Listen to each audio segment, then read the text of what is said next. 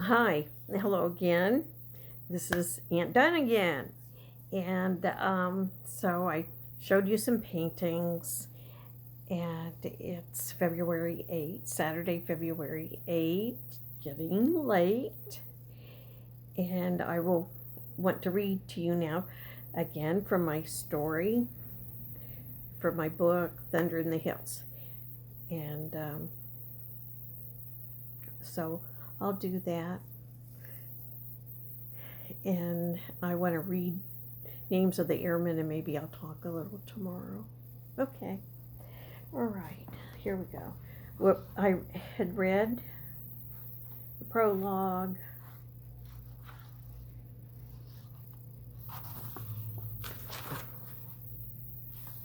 And first chapter. And now I'm moving to the year 2081, the very next year, the winter after that summer that I read to you. Okay, let's see if I get this straight. I just messed it up. Okay, chapter 1, 2080, from the section 2081. Let's see. Sage. Mama lasted until the first week in January, and then the ladies got what they had been coming for. They finally got blood. Mama screamed. She charged toward them, her teeth bared. She told them to get out. They rose from their seats slowly, holding their red lips tight. They put on their coats and murmured to each other as they filed out. Daddy walked in the door after them. Mama fell to the floor, sobbing. He carried her upstairs to bed. When evening came, Mama was composed. She came downstairs and kissed Daddy. She fixed us a special supper. Daddy played the piano for a long time. Mama read a story. Then they sent us to our beds. Mama hugged me hard and kissed my head again and again. I woke up late in the night and heard them downstairs talking. I strained to hear, but their words were blurred and indistinct. A week later, a rock hit our back window, and my childhood was shattered. Chapter 2. Noah Johnson's lanky form leaned over his bike as he struggled up the long hills into West City's historic downtown. Finally, he got off the bike. When he reached the summit of the last hill, the landscape flattened. He mounted the bike again and turned on 10th Street, riding 8 blocks east into the quiet, mostly empty streets of a poor urban neighborhood. He passed a police auto cruising in slow motion. He waited until a block or more separated them and then increased his speed. He pedaled quickly past old brick buildings and homes, 2- and 3-story apartment buildings with pairs of balconied front porches on each level. Large homes divided into multiple dwellings, and finally a small collection of colorful shops, a grocer, a cafe, a barber, a beauty shop, and a boarded-up community center. He turned down a side street and stopped in front of a brick church with a square bell tower. The original part of the church was not large, but a long addition stretched out behind it.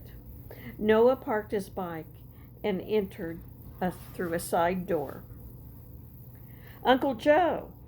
Hey, Noah. I'll be done in here in just a minute. I'm sorry. I didn't mean to interrupt. Jessica's not at her desk. I didn't hear you talking. Mr. Wycott, this is my nephew, Noah. Mr. Wycott is taking a look at a report I prepared for the council. Jessica's sick today. I'll wait outside. It's all right, young man. Your uncle and I were just finishing. So, Thursday morning, Joseph? I think this is what they're looking for. I'll give Mark your report. Solemn blessings to you. I'll be there. I appreciate your understanding. Your uncle's a good man. He may look like a bull, but he's got a tender heart. Joseph, these are hard things. All the same, we're doing what we have to do. Our world was so corrupted. I understand your concerns. Solemn blessings. Good day, sir. Solemn blessings. Thank you, young man. Joseph sat with his hands pressed to his face, his mind still locked on the preceding conversation. He remembered himself, broke away, and looked up into the green-eyed, honey-brown face of his nephew.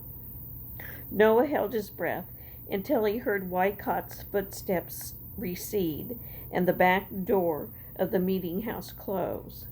He exhaled slowly and raised his eyebrows in question. May the Great One help us, Noah. Joseph Webster's usual dramatic baritone was low and flat.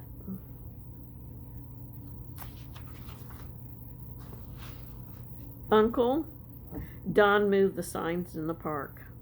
We met outside the coffee bar yesterday afternoon. They're in trouble. Anna Marie finally... And we break off. The couple sat at the kitchen table bent over cups of hot coffee. Light from a weak winter sun filtered through the windows in front of them. Anna Marie lifted her head and shifted her attention to a pair of chickadees darting in and out of a pine tree. Anna Marie, I talked to Joseph. To Joseph? Yes, Noah's already talked to him. Joseph came to the park this morning. Was that safe? What did he say? He was careful. He was jogging through the park. He stopped and walked over and said hello, asked about everybody, patted me on the back, and gave me the usual solemn spiel so we wouldn't look suspicious. Then he blurted it out. He said that this has to happen fast, very fast. He slipped a letter in my pocket. There were pills inside the envelope. He said the pills are for Robin, that he got them from Dr. Louis. Pills? It's in his letter. What? He's got a plan. Read it, Anna Marie. Then I'll burn it. Don paced the kitchen while his wife read Joseph's letter. Oh no, this can't be happening, she cried. Oh no. They'll be safe with Aunt Dunn, Anna Marie. If we're caught, they'd be put with some Solemite family. That's what they're doing. Your aunt has standing in that town. They won't bother her. We're going to sedate Robin? Noah and Chantrell will have a long trip. They'll need to get her out without a scene. Tonight? We're going to leave tonight. I have to leave my children. We have to save ourselves. We'll stay at the safe house until things settle down. Then Joseph will help us get the children and get to one of the free zones. We have to be strong. We have to have faith, Anna Marie. Let's just concentrate on getting the children to Aunt Dunn and getting ourselves to a safe house. We can help the rebels while we're there. It won't be forever. We won't let it. Don, oh Don. Don sat down. He looked out the window for a moment and then spoke.